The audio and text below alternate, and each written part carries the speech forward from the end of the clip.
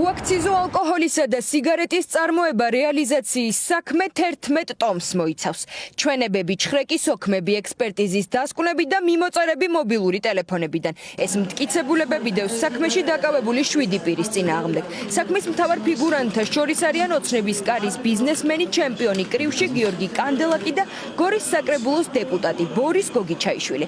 სწორედ გოგიჩაიშვილის კომპანია შეპესე ალიდა იყო დაკავებული 10 წლის განმავლობაში ღვინის წარმოებით გორში.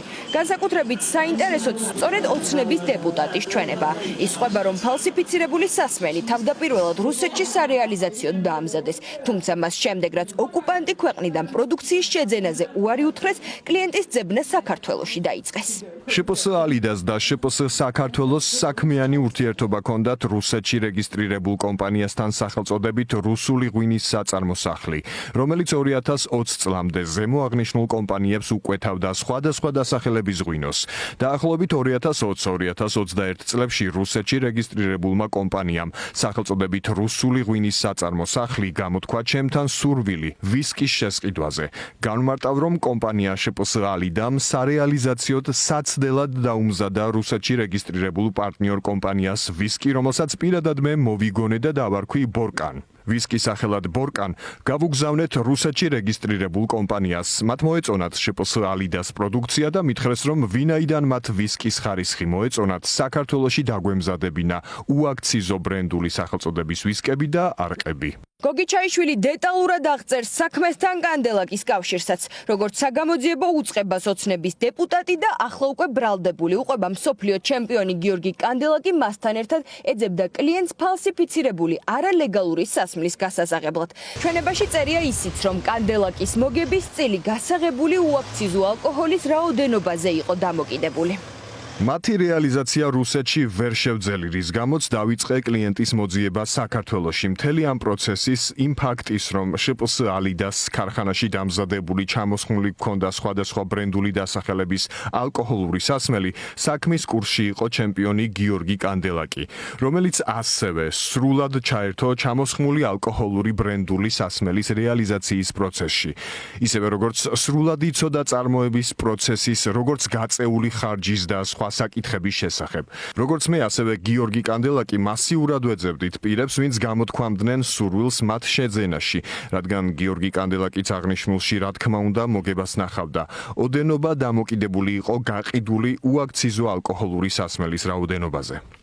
ოცნების ღია მხარდამჭერი გიორგი კანდელაკი უარყოფს კავშირს არალეგალურ ბიზნესთან. ჩვენებაში გამორიცხავს საქმიან ურთიერთობას ბორის გოგიჩაიშვილთანაც და მას მხოლოდ ახლო მეგობარს უწოდებს. კანდელაკი არაერთ კომპანიასა და ბიზნესს ფლობს, მათ შორის პრორუსულ ტელეკომპანია სეზონსაც. მისი ინტერესების დამცველი ასევე უარყოფს კანდელაკის შემხებლობას იატაკ ქვეშა ბიზნესთან. დასმულ კითხვაზე გპასუხობთ, რომ ჩემთვის უცნობი იყო იმის შესახებ, რომ ბორის გოგიჩაიშვილი ქალაქ გორში მდებარე ზემოთხსენებულ საწყობში ინახავდა აქციზურ მარკას დაქვემდებარებულ საქონელს აქციზური მარკის გარეშე. არც ბორის გოგიჩაიშვილთან და არც ქართლოს ჯალაბაძესთან არანაირი საქმიანი ურთიერთობა არ მაკავშირებს, მათ შორის არ მაკავშირებს ალკოჰოლურ სასმელებთან დაკავშირებით. ხსენებული საწარმოსა და ალკოჰოლური სასმლის შესახებ ჩემთვის ცნობილი იყო ბორისთან არსებული ახლო მეგობრული ურთიერთობიდან. გოგიჩაიშვილსა და კანდელაკთან ერთად დაკავებულები არიან გრიგოლ ქავთარაძე, ალექსანდრე კურტანიძე, გიორგი ბიბილაშვილი, ქართლოს ჯალაბაძე და თენგიზ გულორდავა. გამოძიების მტკიცებით ბრალდებულებმა 2022 წლიდან ფინანსური სარგებლის უკანონოდ მიღების მიზნით ჩამოაყალიბეს ორგანიზებული დანაშაულებრივი ჯგუფი. საქმიანობას კი იჯარით აღებულ მიწის ნაკვეთზე მოწყობილ ქარხანაში ქალაქის ცენტრში ეწეოდნენ.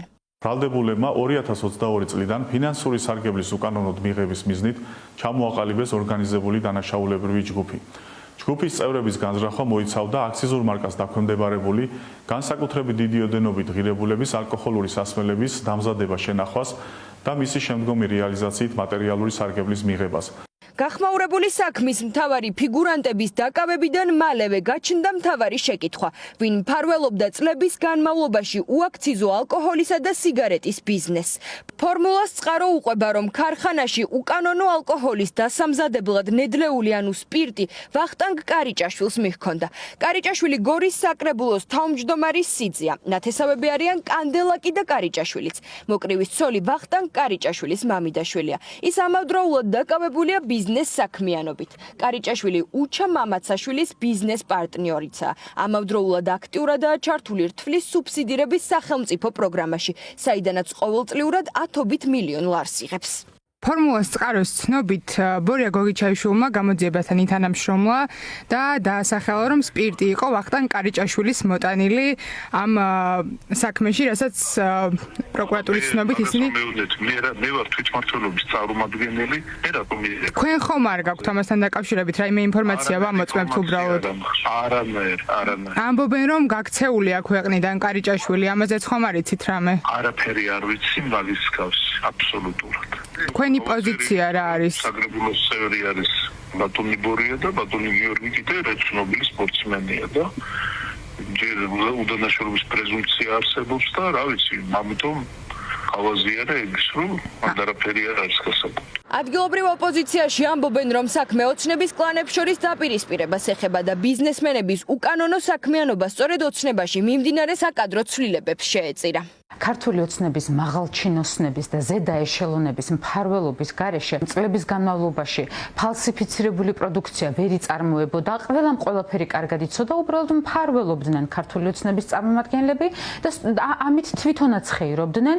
მილიონობით ლარი აქვთ ნაშოვნი, როგორც აღნიშნულ ეგრეთ წოდებულ ბიზნესმენებს, რომლებიც პოლიტიკაში ქართული ოცნების პროპაგანდისტებს აღარავინ აღარ მფარველობს, მათი მფარველები უკვე აღარ არიან ხელისუფლებაში და მათ უწევთ რაღაც არგარიშვალდებულებები ახალ მფარველებთან.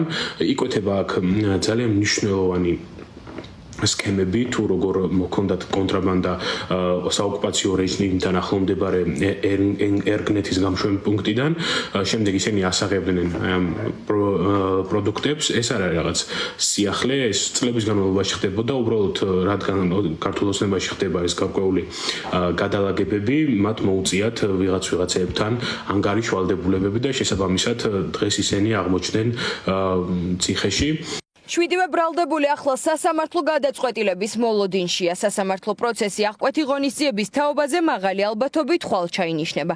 პროკურატურა შვიდივე მათგანისთვის პატიმრობის შეფარდებას მოითხოვს.